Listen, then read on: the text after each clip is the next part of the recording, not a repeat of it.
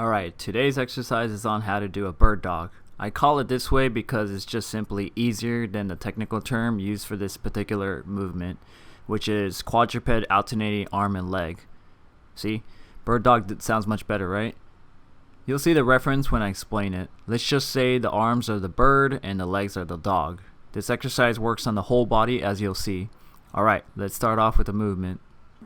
Place your hands underneath the shoulders and knees are going to be hip wide distance. Engage your core to keep your back flat.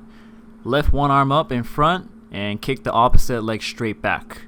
The key point of emphasis is to not let the hips shift, as this takes away from what the exercise is supposed to work on, which is stability.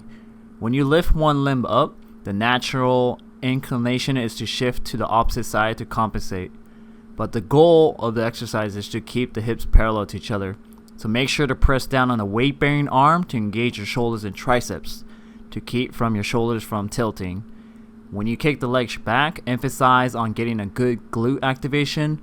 Another point of emphasis for the legs is to make sure that the kicking leg comes back to its original position, placing it right next to the other leg.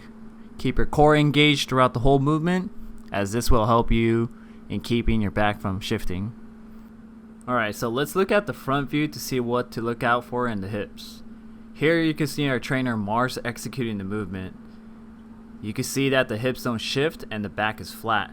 The arms and legs go straight forward and back respectively.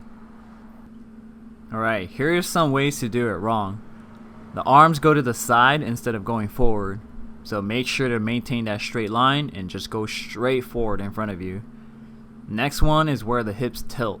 This is mainly due to kicking the leg too high, which puts more weight onto the bottom arm. Unless you have good upper body strength, this would cause the hips to shift.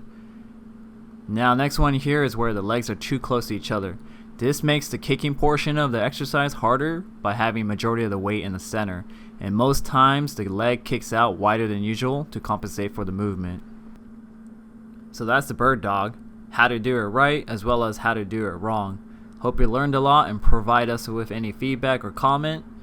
If you want more tips and advices on exercise or nutrition, follow us on YouTube, Instagram, or Facebook at Dynamic Grit Fitness. Have a super day.